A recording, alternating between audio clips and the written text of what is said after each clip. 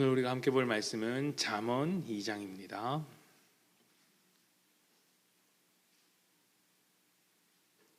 잠언 2장 9절부터 12절까지의 말씀.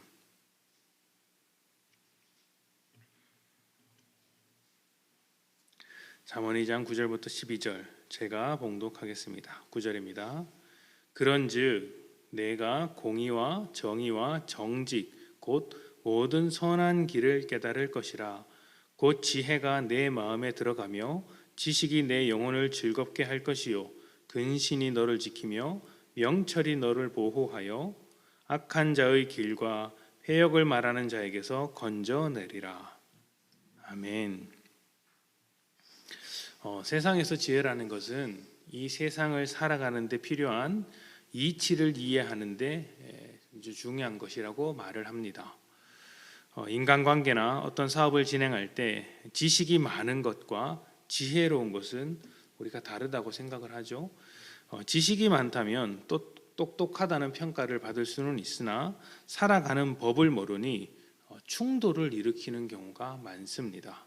반면 지혜로운 사람은 지식이 부족할지언정 자기가 무슨 행동을 해야 하는지 그 순간순간 판단을 잘 내리기 때문에 오히려 훌륭하다는 평가를 받을 때가 많습니다. 그래서 지식이 많은 사람보다 지혜로운 사람을 가까이 두기에 좋아하는 것이죠. 둘 중 하나를 굳이 선택하라고 한다면 많은 경우에 지식이 많은 것보다 지혜로운 사람이 되기를 원한다고 합니다. 둘 다 가지면 좋겠지만 둘 중에 굳이 하나를 선택하라면 지식보다 지혜가 더 낫다는 것이죠. 물론 이 두 가지를 딱 잘라서 이렇게 구분하기란 쉽지 않겠지만 굳이 구분해서 선택하라면 그렇다는 것이죠. 그리스도인에게도 지혜가 있습니다. 이것은 성경을 많이 아는 지식과는 다른 지혜입니다. 바로 하나님을 경외하는 지혜인 것이죠. 이것은 모든 사람들에게 필요한 지혜인데 오직 예수 그리스도를 믿는 사람들만이 가질 수 있는 지혜이기도 합니다. 왜냐하면 사람들은 하나님을 선택하기보다 죄를 선택하기 때문입니다. 죄가 무엇일까요? 하나님이 없이 살도록 결정한 것입니다. 나는 하나님이 필요 없다, 나 홀로 살아가겠다 이렇게 결정하고 살아가는 것을 죄의 삶이라고 말하는 것이죠. 하나님보다 자신을 높이 두고 교만한 태도로 살아가는 것, 그것이 죄입니다. 이렇게 죄를 선택하며 살아가는 사람들이 하나님을 경외하는 마음을 가질 리가 없는 것이죠. 교만한 마음으로 살아가는 사람에게 있어서 선한 것이 무엇일까요? 가장 높은 자기에게 좋은 것이 선한 것입니다.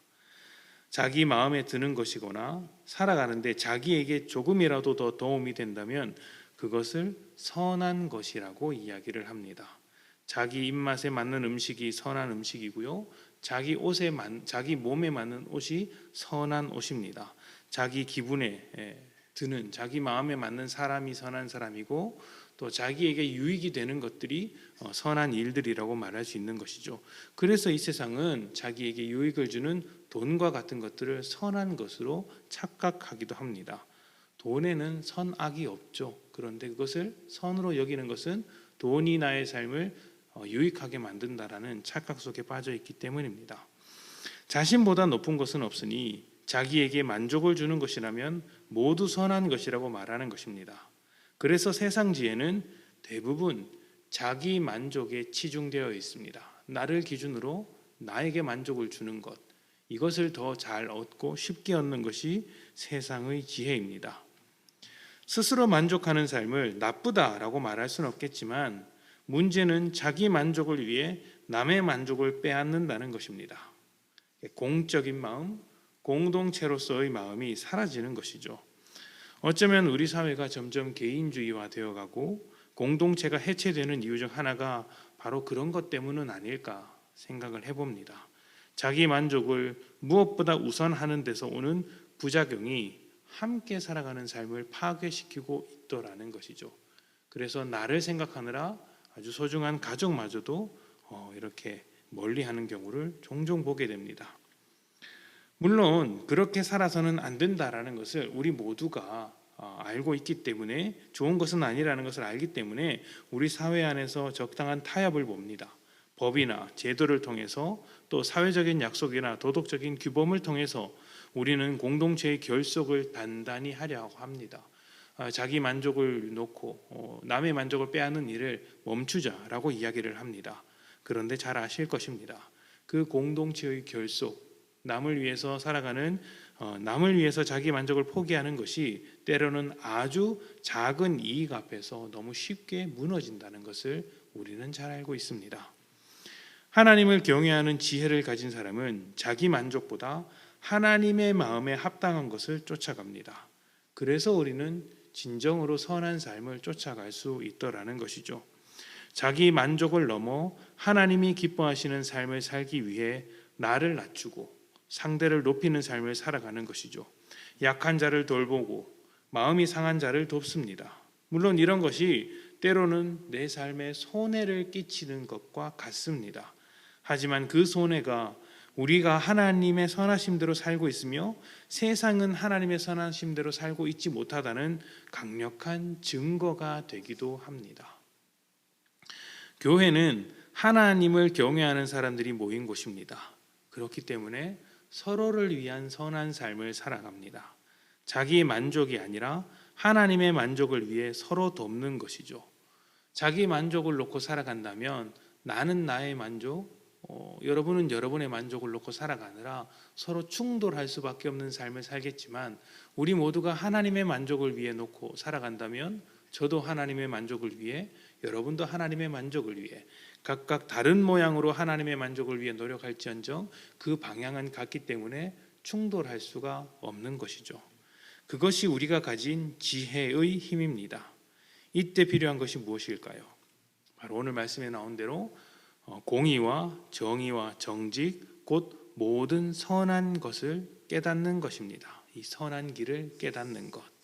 이 모든 것은 하나님께서 세상을 다스리실 때 세우시는 하나의 기준이라고 말할 수 있습니다. 그리고 우리는 그 기준에 맞도록 사는 것이죠. 자기 만족이 아니라 정의와 공의와 정직 그리고 하나님께서 원하시는 선한 길로 하나님의 만족을 따라서 살아가는 것입니다. 그러면 우리는 자기 만족을 절대로 할 수 없느냐? 우리 삶은 만족하는 것을 포기해야 하느냐? 하나님께 만족을 드리니 내가 만족하는 것은 내려놓아야 하느냐? 그렇게 생각해 볼 수도 있는데요. 아닙니다. 절대로 그렇지 않습니다. 하나님의 만족을 통해 우리는 더 큰 만족을 얻습니다. 하나님은 우리를 위해 일하시는 분이시며 사람이 하나님과 함께 행복하고 기쁘게 살아갈 때 하나님께서 만족하십니다. 사람의 자기 만족이라 봐야 자기 그릇의 크기만큼 만족할 뿐이지만 하나님의 만족이 우리 안에 있다면 온 우주보다 차고 넘치는 풍성한 만족감이 있는 것이죠. 이런 만족을 품을 수 있는 그 시작이 바로 하나님을 경외하는 삶입니다.